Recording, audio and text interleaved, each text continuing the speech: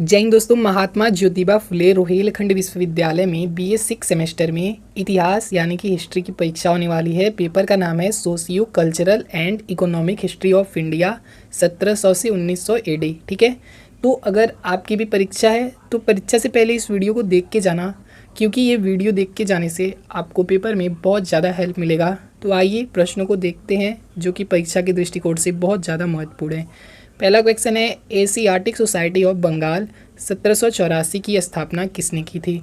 तो किसने की थी? विलियम जोन्स ने की थी। ठीक है, विलियम जोन्स ने। ओके फ्रेंड्स, यहाँ पे जोन्स है, ध्यान रखेंगे आप लोग। ठीक है, एशियाटिक सोसाइटी ऑफ बंगाल 1784 में इसकी स्थापना हुई थी विलियम जोन्स के द्वारा।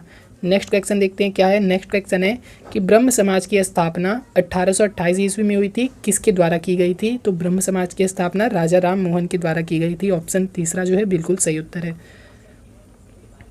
तीसरा क्वेश्चन है, 1814 से 15 ईस्वी में आत्मीय सभा की स्थापना किसने की थी? तो राजा राम मोहन राय ने की थी। कब की थी? 1814 से 15 ईस्वी के बीच में हुआ था। ठीक है, 1814 या फिर 15 ऑप्शन में रहेगा, तो आप लोग उसको टिक कर सकते हैं। तो आत्मीय सभा की स्थापना राजा राम मोहन राय ने की थी। ऑप्शन ए जो है पहला ऑप्शन बिल्कुल राइट आंसर है। नेक्स्ट क्वेश्चन देखते हैं और फटाफट रिविजन करते हैं। हिंदू कॉलेज कलकत्ता की स्थापना डेविड हेयर राजा राम मोहन राय ने किस वर्ष की थी? तो सन 1817 में किया था। ठीक है, ध्यान रखेंगे आप लोग, इसका इंपॉर्टेंट क्वेश्चन है पेपर की दृष्टिकोण से। नेक्स्ट क्वेश्चन है कि भारतीय सुधार संघ की स्थापना किसने की थी? तो केशव चंद्र सेन ने की थी। केशव चंद्र सेन ने की थी। ओके, नेक्स्ट क्वेश्चन देखते हैं, बिना टाइम वेस्ट किए रिवीजन करते हैं क्योंकि टाइम नहीं बचा है। सत्यशोधक समाज की स्थापना किसने की? सत्यशोधक समाज की स्थापना किए थे ज्योतिबा फुले। ठीक है, ज्योतिबा फुले ने सत्यशोधक समाज की स्थापना की थी। ऑप्शन ए बिल्कुल सही उत्तर है। नेक्स्ट क्वेश्चन है, काफ़ी इंपॉर्टेंट है कि आर्य समाज की स्थापना किसने की? तो आर्य समाज की स्थापना दयानंद सरस्वती ने किया था। ओके, नेक्स्ट क्वेश्चन देखते हैं। हमारा नेक्स्ट क्वेश्चन क्या है? नेक्स्ट क्वेश्चन है 8वां नंबर की प्रार्थना सभा की स्थापना किसने की? तो प्रार्थना सभा की स्थापना महादेव गोविंद रानाडे ने किया था। ठीक है, महादेव गोविंद रानाडे ने प्रार्थना सभा की स्थापना की थी। ध्यान रखेंगे आप लोग। नेक्स्ट क्वेश्चन देखते हैं और फटाफट आगे बढ़ते हैं वीडियो में।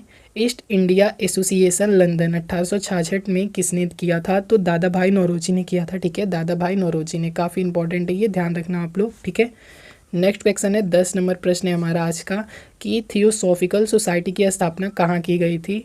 तो कहाँ की गई थी? तो सैन फ्रांसिस्को अमेरिका में किया गया था थियोसॉफिकल सोसाइटी की स्थापना। ठीक है, ध्यान रखेंगे आप लोग। नेक्स्ट क्वेश्चन है, श्रीमती एनी बेसेंट कहाँ की महिला थी? तो जो श्रीमती एनी बेसेंट थी वो आयरिश की महिला थी। और वहीं पे इनका जन्म की बात करें तो इनका जन्म कहाँ हुआ था? इनका जन्म हुआ था लंदन में। ठीक है, लंदन कहाँ पड़ता है? इंग्लैंड में। ओके, चलिए नेक्स्ट क्वेश्चन देखते हैं। 12 नंबर क्वेश्चन है कि बहिष्कृत हितकारी सभा के संस्थापक कौन थे? तो डॉक्टर भीमराव अंबेडकर जी थे। ठीक है, ऑप्शन सी बिल्कुल राइट आंसर है। नेक्स्ट क्वेश्चन देखते हैं। नेक्स्ट क्वेश्चन है 13 नंबर, किसको भारतीय पुनर्जागरण का पिता कहा जाता है? तो राजा राम मोहन राय को कहा जाता है। ऑप्शन पहला बिल्कुल सही उत्तर है। नेक्स्ट क्वेश्चन देखते हैं। 14 नंबर क्वेश्चन है कि भारतीय राष्ट्रवाद का पैगंबर किसे माना जाता है? तो राजा राम मोहन राय को माना जाता है। ओके फ्रेंड्स, राजा राम मोहन राय बिल्कुल सही उत्तर है। नेक्स्ट क्वेश्चन है 15 नंबर की भारत का प्रथम आधुनिक पुरुष किसे माना जाता है? तो राजा राम मोहन राय को माना जाता है। ऑप्शन तीसरा बिल्कुल सही उत्तर है। नेक्स्ट क्वेश्चन है 16 नंबर, एक मिनट दोस्तों। 16 नंबर क्वेश्चन है कि राजा राम मोहन राय को, ठीक है, राजा की उपाधि किसने दी थी? राम मोहन राय को राजा की उपाधि किसने दी थी? तो अकबर द्वितीय ने दिया था। नेक्स्ट क्वेश्चन देखते हैं और तीव्र गति से आगे बढ़ते हुए रिवीजन करते हैं और प्रश्नों को समझते चलते हैं। राजा राम मोहन राय की समाधि है कहाँ है? तो ब्रिस्टल इंग्लैंड में है। ठीक है, ऑप्शन तीसरा बिल्कुल सही उत्तर है। 18 नंबर क्वेश्चन है कि ब्रह्म समाज का सिद्धांत आधारित है? तो एक देववाद पर आधारित है। ठीक है, नेक्स्ट क्वेश्चन देखते हैं। 19 नंबर प्रश्न है, वेदों की ओर चलो किसने कहा था? वेदों की ओर चलो किसने कहा था? तो दयानंद सरस्वती ने कहा था। ठीक है, चलिए नेक्स्ट क्वेश्चन देखते हैं। सत्यार्थ प्रकाश की रचना की गई थी किसके द्वारा? तो स्वामी दयानंद सरस्वती के द्वारा किया गया था। स्वामी दयानंद सरस्वती, ऑप्शन चौथा। ठीक है, स्वामी दयानंद सरस्वती, ऑप्शन चौथा बिल्कुल सही उत्तर है। नेक्स्ट क्वेश्चन है 21 नंबर प्रश्न है, भारत का मार्टिन लूथर। काफ़ी इंपॉर्टेंट क्वेश्चन है। भारत का मार्टिन लूथर किसे कहा जाता है? तो भारत का जो मार्टिन लूथर कहा जाता है वो स्वामी दयानंद सरस्वती को कहा जाता है। स्वामी दयानंद सरस्वती, ऑप्शन पहला जो है बिल्कुल सही है। नेक्स्ट क्वेश्चन देखते हैं। 22 नंबर क्वेश्चन है, गुलामगिरी का लेखक कौन था? गुलामगिरी का जो लेखक था वो थे ज्योतिबा फुले। ठीक है, Jyotiba Phule is right answer. Next question है कि शारदा एक्ट संबंधित था, एक मिनट दोस्तों, शारदा एक्ट संबंधित था। तो शारदा एक्ट जो था ना दोस्तों वो था बाल विवाह के प्रतिबंध से संबंधित है, ठीक है, बाल विवाह प्रतिबंध से संबंधित है Sarda act. Okay, next question देखते हैं और तीव्र गति से आगे बढ़ते हुए प्रश्नों को समझने का प्रयास करते हैं। 24 नंबर प्रश्न है, स्वामी दयानंद सरस्वती का मूल नाम क्या था?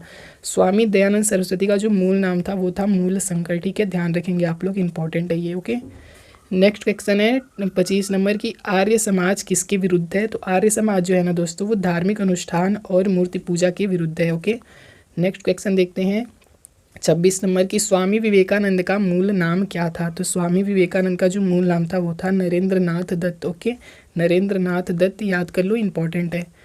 नेक्स्ट क्वेश्चन देखते हैं 27 नंबर क्वेश्चन है हमारा कि कंपनी ने लॉर्ड कॉर्नवालिस को भारत का गवर्नर जनरल बनाकर भारत कब भेजा? तो सन 1786 में भेजा था, ठीक है, 1786 में लॉर्ड कॉर्नवालिस भारत का गवर्नर जनरल बनकर भारत आया था। ओके, 28 नंबर क्वेश्चन है, इस्तमारी बंदोबस्त किसने लागू किया? इसको अस्थाई बंदोबस्त भी बोला जाता है दोस्तों, अस्थाई, ठीक है, अस्थाई बंदोबस्त किसने लागू किया था? तो लॉर्ड कॉर्नवालिस ने लागू किया था, ठीक है। चलिए आगे देखते हैं इससे संबंधित। दोस्तों ये नोट्स आप लोग याद कर लो, यहाँ से 5-6 क्वेश्चन बनने वाले हैं, उससे ज़्यादा भी बन सकते हैं, उससे कम तो नहीं बनेगा, गारंटी है मेरी, ठीक है। अस्थाई बंदोबस्त दोस्तों लॉर्ड कॉर्नवालिस ने लागू किया था। कब लागू किया था? तो 1793 में। अगर पूछता है अस्थाई बंदोबस्त कब लागू किया गया, तो 1793 में लागू किया गया था। किसने लागू किया? लॉर्ड कॉर्नवालिस ने, ठीक है। कहाँ कहाँ लागू हुआ था? बंगाल में, बिहार में, उत्तर प्रदेश, ठीक है। और ये समस्त भूमि पे 19% लागू हुआ था, ठीक है। पूछता है अस्थाई बंदोबस्त कितनी भूमि पर लागू हुआ था, तो समस्त भूमि का 19% पर अस्थाई बंदोबस्त लागू था। ठीक उसी प्रकार से रैयतवाड़ी व्यवस्था देख लेते हैं। रैयतवाड़ी व्यवस्था किसने लाया? तो थॉमस मुनरो ने लाया था। कब लाया था? 1820 में। कहाँ कहाँ लाया था? तो मद्रास और मुंबई, ठीक है। और ये ब्रिटिश भारत के समस्त भूमि के 51% भूभाग पर लागू था। कौन सी व्यवस्था? रैयतवाड़ी व्यवस्था, ठीक है। चलिए तीसरा हमारा है महालवाड़ी व्यवस्था। महालवाड़ी व्यवस्था को किसने लागू किया था? तो हॉल्ट मैकेंजी लागू किया था, ठीक है। कब लागू किया था? तो 1822 में लागू किया था, ध्यान रखेंगे आप लोग।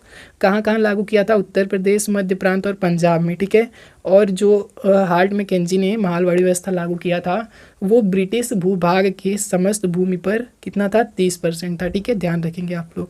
चलिए नेक्स्ट क्वेश्चन देखते हैं और रिवीजन करते हैं। वो याद कर लेना दोस्तों, स्क्रीनशॉट ले लो इसका, ठीक है। इसका स्क्रीनशॉट ले लो, याद कर लो। यहाँ से 5-6 क्वेश्चन एकदम कंफर्म है कि बनेगा, ठीक है। चलिए नेक्स्ट क्वेश्चन अब देखते हैं बिना टाइम वेस्ट किए। 29 नंबर क्वेश्चन है, किसके शासनकाल में अस्थाई बंदोबस्त प्रारंभ किया गया? किसके शासनकाल में अस्थाई बंदोबस्त आया था? तो हमने ऊपर पढ़ा लॉर्ड कॉर्नवालिस के, ठीक है। 30 नंबर क्वेश्चन है दोस्तों कि अस्थाई बंदोबस्त किससे किया गया था? तो अस्थाई बंदोबस्त जो था वो जमींदारों से किया गया था। ओके, किससे किया गया था? जमींदारों से किया गया था। चलिए आगे बढ़ते हैं और फटाफट रिवीजन कर लेते हैं क्योंकि टाइम नहीं है थोड़ा भी ना। 31 नंबर क्वेश्चन है कि लॉर्ड कॉर्नवालिस का स्थायी बंदोबस्त लागू किया गया। कब लागू किया गया था? तो सन 1793 में लागू हुआ था, ठीक है, 1793 में लागू हुआ था, ठीक है। नेक्स्ट क्वेश्चन देखते हैं। 32 नंबर क्वेश्चन है कि सर टॉमस मुनरो भू राजस्व बंदोबस्त से संबंध है किसका? टॉमस मुनरो किससे संबंधित है? अभी हमने पढ़ा, तो रैयतवाड़ी बंदोबस्त से संबंधित है दोस्तों, ठीक है। चलिए नेक्स्ट क्वेश्चन देखते हैं। मद्रास में रैयतवाड़ी से संबंधित रहा था कौन? मुनरो रहा था। रैयतवाड़ी व्यवस्था कौन लाया? मुनरो लाया था, थॉमस मुनरो। तो Munro is right answer. Next question है 34 नंबर की, भारत में निम्नलिखित में से किस भू राजस्व व्यवस्था को ब्रिटिशों ने नहीं अपनाया था? 10 साल व्यवस्था को ब्रिटिशों ने नहीं अपनाया था, ओके, बाकी ये तीनों को अपनाया था। 35 नंबर क्वेश्चन है, भारत में भू राजस्व व्यवस्था का निम्नलिखित में से किसने सबसे अधिक लाभ प्राप्त किया था? तो जमींदारों ने, ठीक है, जमींदार है यहाँ पे दोस्तों, ठीक है, जमींदारों ने सबसे अधिक लाभ प्राप्त किया था, ध्यान रखेंगे इसका आप लोग। 36 नंबर क्वेश्चन है, किसके द्वारा बिहार में अस्थाई बंदोबस्त की शुरुआत की गई? किसके द्वारा बिहार में अस्थाई बंदोबस्त? अस्थाई बंदोबस्त भाई कौन लाया था? ऊपर पढ़ा ना आप लोगों ने, कौन लाया था? लॉर्ड कॉर्नवालिस लेके आया था। Cornwallis is right answer. Next question देखते हैं 37 नंबर। ऐसे ही प्रश्न दोस्तों परीक्षा में आने वाले हैं, बस आप लोगों को कंफ्यूज नहीं होना है, ध्यान से प्रश्नों को पढ़ना है और उसका आंसर टिक करना है, ओके। अस्थाई बंदोबस्त के तहत भूमि का स्वामी किसे माना जाता था? तो किसे माना जाता था? जमींदार को माना जाता था। नेक्स्ट क्वेश्चन है, सूर्यास्त कानून का संबंध है? तो भू राजस्व व्यवस्था से है दोस्तों, इंपॉर्टेंट है, याद कर लो, प्रीवियस ईयर पूछा गया है, इस साल भी पूछने की बहुत ज़्यादा चांसेस है। 39 नंबर क्वेश्चन है, अस्थाई बंदोबस्त प्रणाली कुल ब्रिटिश भारत के कितने प्रतिशत भूमि पर लागू थी? ऊपर पढ़ा हमने, तो 19% भूमि पर लागू थी दोस्तों के।